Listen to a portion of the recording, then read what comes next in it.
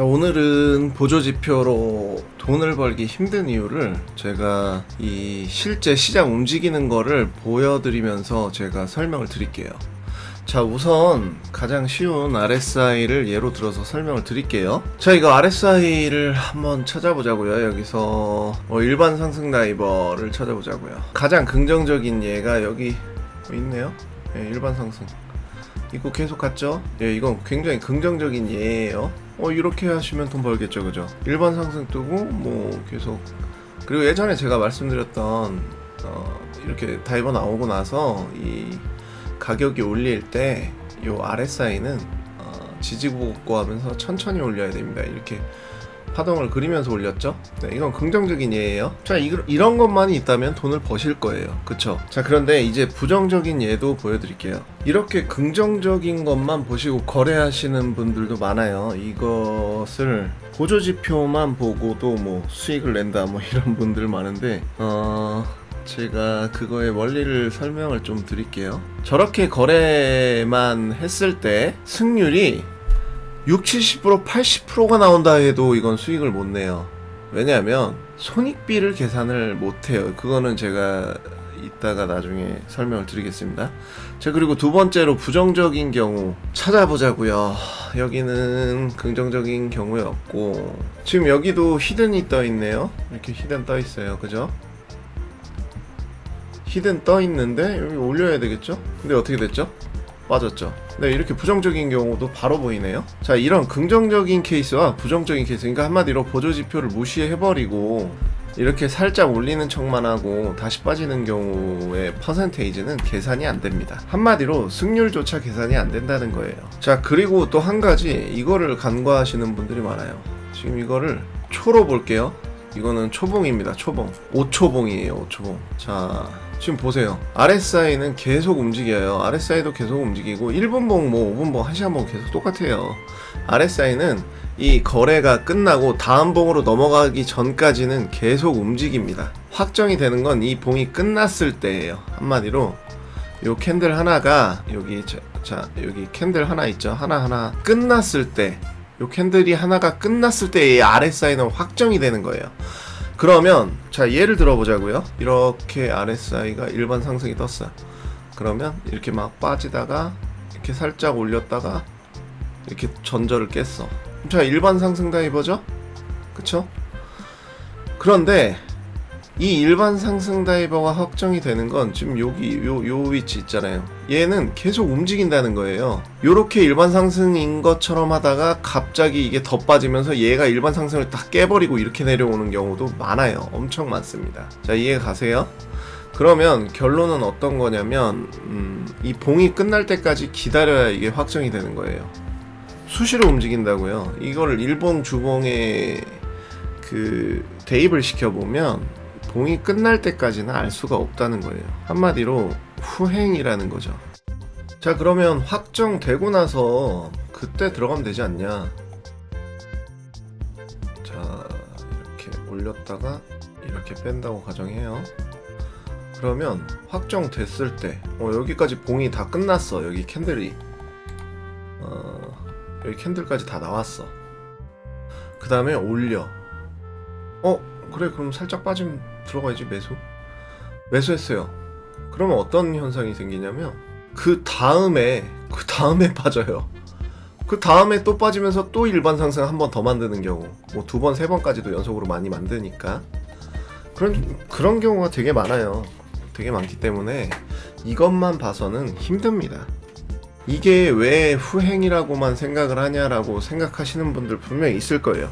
이거는 실전 거래를 많이 해보신 분들이 좀 제가 지금 드리는 말씀을 이해를 하실 건데, 특히 단타를 많이 쳐보신 분들은 공감을 많이 하실 겁니다. 자, 그럼 결론은 계속 보고 있어야 된다는 거예요. 계속 보고 있으면 단점들이 굉장히 많습니다. 차트를 계속 보고 있으면 뇌동매매도 많이 하게 되고요. 실제로 두뇌 에너지가, 이 두뇌가 돌아갈 수 있는 에너지가 한계가 있어요. 나는 한계가 없어. 20대들은 가능할 수 있습니다. 저도 20대 때는 하루 종일 두뇌를 돌려도 계속 돌아갔으니까요.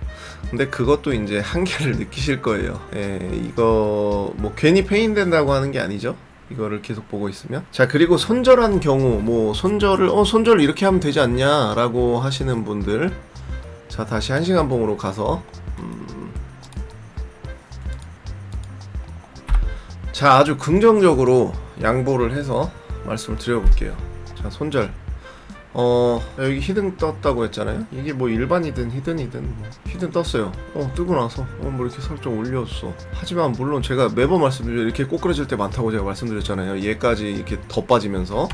하지만 그냥 좋은 쪽으로 바라보자고요, 이거를 시각을. 자, 여기에서 그러면 매수를 했어요. 좀 올리네. 히든 떴어. 역시 날라가네, 히든 떴으니까. 그런데 갑자기 다시 꼬꾸라져. 이렇게 되면서 여기 전절을 빠지자마자 그냥 손절을 걸어놨어. 손절이 됐어요. 자, 그 다음에 손절이 됐는데 지금 얘는 무시하고요. 다시 가네. 이런 경우 허다해요. 이런 경우 되게 많습니다. 이해 가세요? 그래서 이런 모든 보조지표가 다 똑같아요. 원리는 후행이에요. 이렇게 모든 보조지표가 다 원리는 똑같습니다. 이평선이요? 똑같아요. 이평선 똑같고, 이평선도 계산을 다 해보고 로봇처럼 정확하게 딱딱 거래를 한다 하더라도요, 돈 벌 수 있는 구조는 아니에요. 물론 뭐 벌 때가 있겠죠. 자, 이런 거예요. 여러분들이 돈을 버신 분들은, 그런 걸로 돈을 버신 분들은 이런 예입니다. 자, 뭐 골든크로스가 났어요. 이렇게 났고 뭐 이렇게 났어. 골든크로스가 나서 해서 매수했어. 계속 갔어. 계속 골든크로스인 상태야. 자, 계속 골든크로스인 상태야. 지금 현재가 여기야. 이런 사람들은 야 무슨 소리야, 나 지금 돈 벌고 있는데, 돈 많이 벌었는데. 그러니까 이런 제 말에 반대의 의견을 가질 수 있습니다. 자, 그런데 반대로 이럴 때 뭐 이렇게 가다가도 예를 들면 거의 한 방에 꼬꾸라져서 데드크로스가 한 방에 꼬꾸라져서 거의 뭐 내가 산 위치 조금 위나 뭐 내가 산 위치보다 밑에서 정리가 됐을 때, 그런 걸 경험해보지 아직 못한 분들이 그런 말을 하는 겁니다. 그리고 이거를 여러 번 반복해서 이렇게 됐다 저렇게 됐다, 뭐 긍정적인 케이스 부정적인 케이스를 계속 반복하시다 보면 이것만으로는 돈 벌기가 쉽지는 않겠구나, 수익을 내는 게 쉽지는 않겠구나 라는 거를 느끼실 겁니다. 이게 이평선이든 스토캐든 뭐 RSI든 원리는 똑같아요. 내용만 조금 다른 거고요, 원리는 똑같습니다. 그리고 아까 설명드린 것처럼 뭐 이런 긍정적인 확률의 몇 퍼센트, 그리고 이런 뭐 부정적인 확률이 몇 퍼센트, 이걸 계산을 할 수가 없어요, 보조지표는. 왜냐면 랜덤하게 나오기 때문이죠.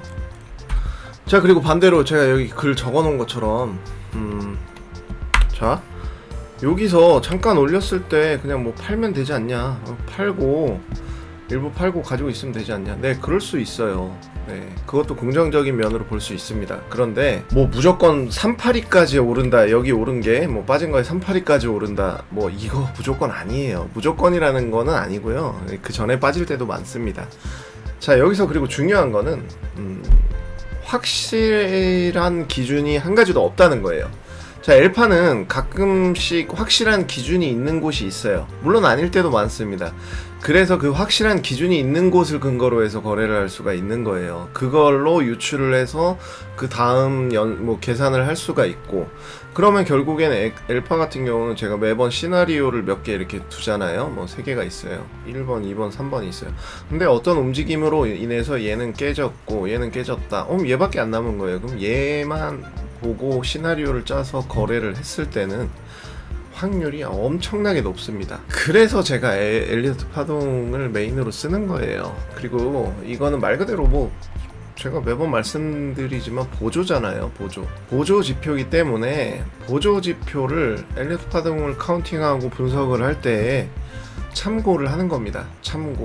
참고를 하는 것이고요. 이 엘파의 어떤 위치, 뭐 예를 들면 뭐 여기는 2파 위치야. 2파 위치면 뭐 어떻게 될 것이고 어떤 보조 지표를 적용을 해서 좀 분석을 하면 좋고, 이렇게 해서 쓸 수가 있는데 엘파를 모른다면 보조 지표 자체도 무용지물이 되는 거예요. 그럼 뭐 계속 말씀드리자면 뭐 이평선이든 스토캐든 RSI든 MACD든 다 똑같습니다. 자, 이해 가셨죠? 네, 즐거운 하루 되시고요. 구독을 해주시면 저도 힘이 돼서 더 많은 영상들을 올려드리고 여러분들한테도 더 많은 도움이 될 거라는 건 저는 확신합니다.